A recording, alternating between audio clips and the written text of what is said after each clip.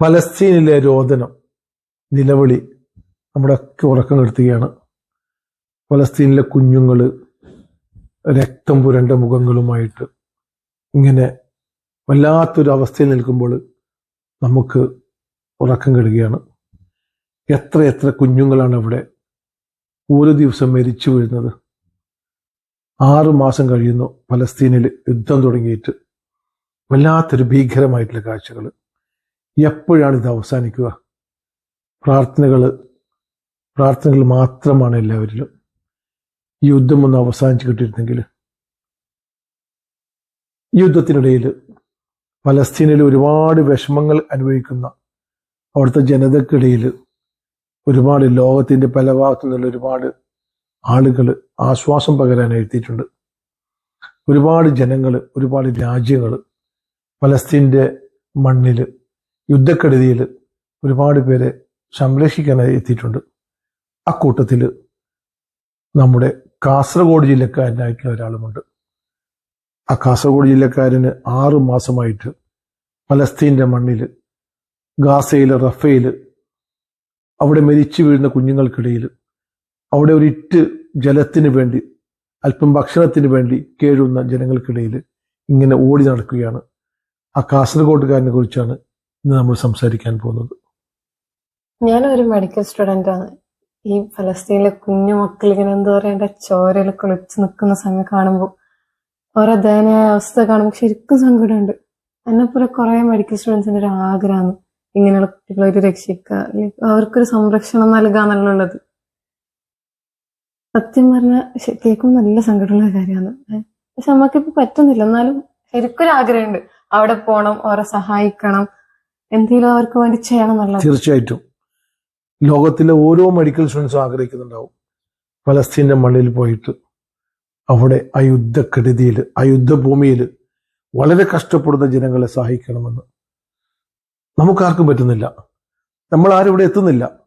നമ്മൾ പലസ്തീനിലെ ആ ദുരിത വാർത്തകൾ വായിച്ച് ഇങ്ങനെ കണ്ണീർ വാർക്കുകയാണ്, ഹൃദയം പൊട്ടിക്കരയുകയാണ്. പക്ഷേ ആ കാസർഗോഡുകാരനെ കുറിച്ച് ഓർക്കുമ്പോൾ അഭിമാനമുണ്ട്.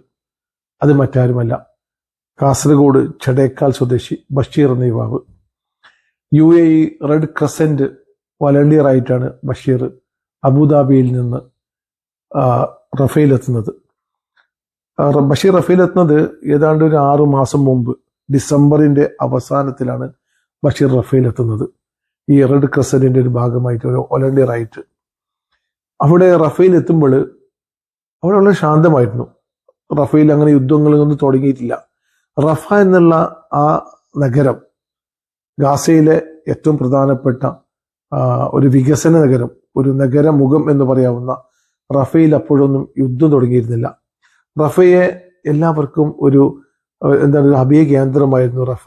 കാരണം എന്ത് യുദ്ധം വന്നാലും, എന്ത് കെടുതികൾ വന്നാലും, എന്ത് പ്രശ്നങ്ങൾ വന്നാലും ആരും റഫയെ ആക്രമിക്കില്ലെന്ന ഒരു വിശ്വാസം ആ നഗരത്തിനുണ്ടായിരുന്നു.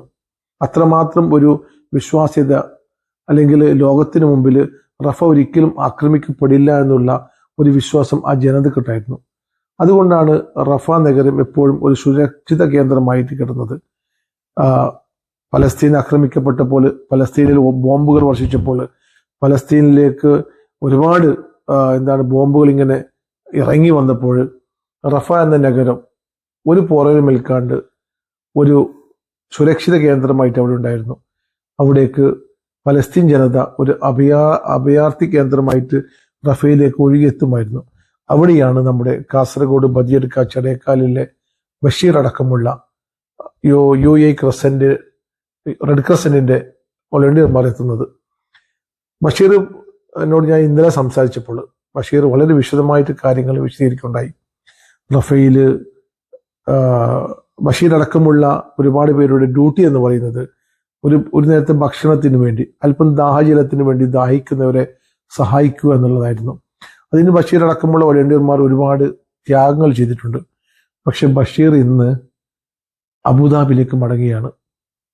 അബുദാബിയിലേക്ക് മടങ്ങുന്നത് റഫയിലെ ജനങ്ങളെ സുരക്ഷിതമായി സംരക്ഷിക്കാൻ പറ്റിയ കൂട്ടത്തിൽ ഒരാളായി ചേർന്നു എന്ന ആഹ്ലാദത്തോടെ മാത്രമല്ല, ബഷീറിന്റെ വലത് തുടയലിൽ റഫയിലുണ്ടായ ബോംബ് ആക്രമണത്തിൽ, ബോംബ് വർഷത്തിൽ ബഷീറിന്റെ തുടയിലേക്ക്, വലത് കാലിലെ തുടയിലേക്ക് ബോംബിന്റെ ഒരു ചീളുകൾ തറയ്ക്കുകയുണ്ടായി. ആ ചീളുകളുമായിട്ടാണ് ബഷീർ അബുദാബിയിലേക്ക് മടങ്ങുന്നത്. നമ്മുടെ കാസർഗോട്ടുകാരനായിട്ടുള്ള ഒരു യുവാവ്, ഒരു ചെറുപ്പക്കാരൻ, അവിടെ റഫ എന്ന യുദ്ധഭൂമിയിൽ അവിടുത്തെ ജനതക്കൊപ്പം, പലസ്തീന് ജനതക്കൊപ്പം ഒട്ടിച്ചേർന്ന് നിന്ന് ആ ജനതയുടെ അവിടെ ഒരുപാട് കഷ്ടപ്പെടുന്ന ജനങ്ങൾക്ക് അവരുടെ ദാഹം അകറ്റാൻ വേണ്ടിയിട്ട്, അവരുടെ വിശപ്പ് അകറ്റാൻ വേണ്ടിയിട്ട് ശ്രമിച്ചിട്ടുണ്ടെങ്കിൽ അത് കാസർഗോഡിന്, ഈ നാടിന് വലിയൊരു അഭിമാനം തന്നെയാണ്.